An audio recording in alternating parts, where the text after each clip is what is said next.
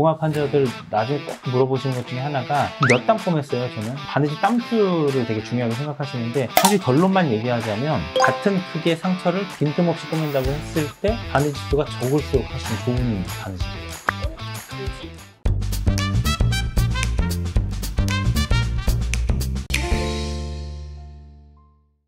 돼지고기를 왜 준비했냐면, 제가 바느질한 모양들을 좀 보여주고 싶은데, 돼지고기가 사람하고 이 피부층의 형태나 모양, 그리고 조직학적인 성질이 되게 비슷해요. 그래서 실제로 대학에서 흉터나 이런 피부와 관련된 연구를 할 때 돼지한테 흉터 연구 같은 걸 많이 하게 되거든요. 이 오겹살이거든요. 이 딱딱한 껍데기 부분, 이게 피부에 해당해요. 사람에게 피부. 그리고 이 피부 밑에는 피하 지방층이라고 하는 이 하얀색 지방층이 있고, 그리고 그 밑에는 얕은 근육층 있고, 그 다음에 깊은 근육층과 얕은 근육층 사이에 지방이 있는 구조죠. 보통 우리가 생각하기에 바느질이 잘 됐다 혹은 잘못됐다 판단하는 기준이 이 성형외과 의사와 일반 시각에서 좀 다를 수가 있어요. 바느질하고 나면은 봉합 환자들 나중에 꼭 물어보시는 것 중에 하나가 몇 땀 꼬맸어요. 저는 바느질 땀수를 되게 중요하게 생각하시는데, 사실 결론만 얘기하자면 같은 크기의 상처를 빈틈없이 꼬맨다고 했을 때 바느질 수가 적을수록 사실은 좋은 바느질이에요. 뭐지?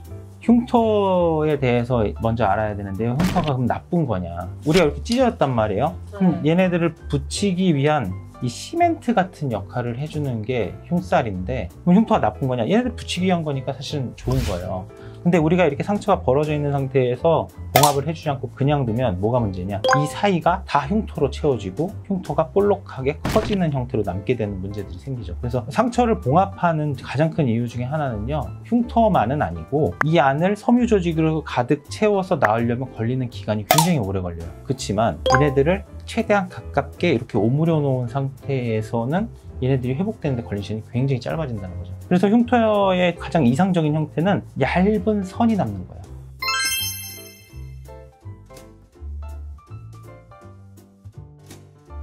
실은요, 크게 두 가지로 구분이 되는데, 녹느냐 안 녹느냐. 사실 이제 근육층이 이렇게 다쳤을 때는요, 이 겉에 피부만 꼬매주는 건 안 되고요, 반드시 이 근육층을 먼저 꼬매서 이 안쪽부터 가까이 접근하게끔 해주는 게 먼저예요, 사실은.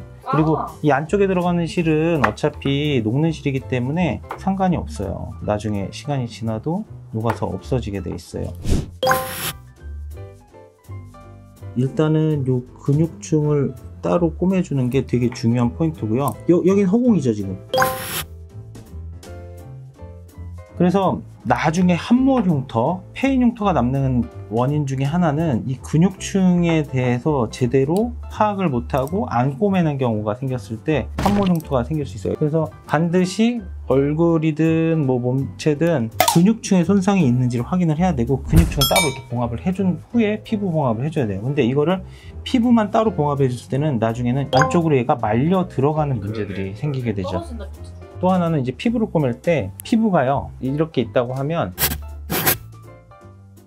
이쪽은 빨간 살이고 여기는 우리 원래 정상 피부잖아요. 그럼 얘네들끼리는요 이렇게 한다고 안 붙죠. 살과 살끼리 맞닿게 꼬매진 게 잘못된 봉합이고, 사실은 얘가 이렇게 꼬매져야지 잘된 봉합이에요. 지금 이해 못했어요.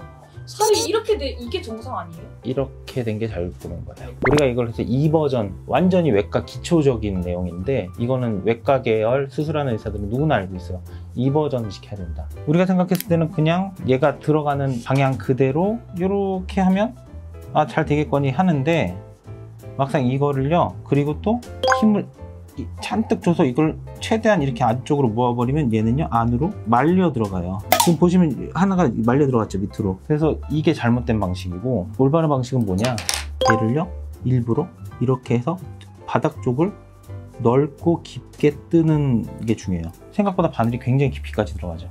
그리고 마찬가지로 들어갈 때도 얘랑 같은 깊이에 있는 반대편에다가 바늘이 들어가고, 얘를요 안쪽으로 돌려서 피부 가까운 쪽으로, 바닥은 넓게 위는 좁게 이렇게 들어가면 얘가 이런 식으로 꼬매져요.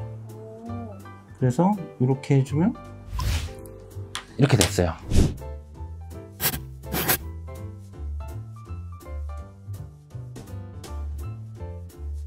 사실은 흉터가 남는데 살성이 중요한 거는 물론 맞지만 제가 생각했을 때 훨씬 더 큰 영향을 미치는 건 살성보다 봉합하는 기술이에요. 처음 시작을 잘못 발을 뒤져서 여기에다가 뭐 흉터 연고, 왕창 바르고 레이저 막 10번, 20번 막 하고 결국엔 첫 단처실 중요해요. 그래서 이제 얼굴에 이렇게 상처가 났을 때 가볍게 생각하지 마시고 그래도 이제 좀 봉합의 전문가는 사실 성형외과 의사예요. 이건 당연히 모든 의사들이 인정하는 부분이에요. 근처 가까운 성형외과에 전화해 보시면 분명히 이제 저처럼 이렇게 이제 좀 정성 들여 꾸며주시는 원장님 계실 거거든요. 거기에서 좀 치료 받으시는 거 권유드릴게요. 그리고 또 하나, 이게 찢어졌다고 해서 이거 2-3시간 안에 안 꼬맨다고 큰일 나는 거 아니에요. 하루 있다 꼬매도 돼요. 그러니까 전화해 보시고 양질의 진료를 받을 수 있는 곳에 찾아가셨으면 좋겠네요. 감사합니다.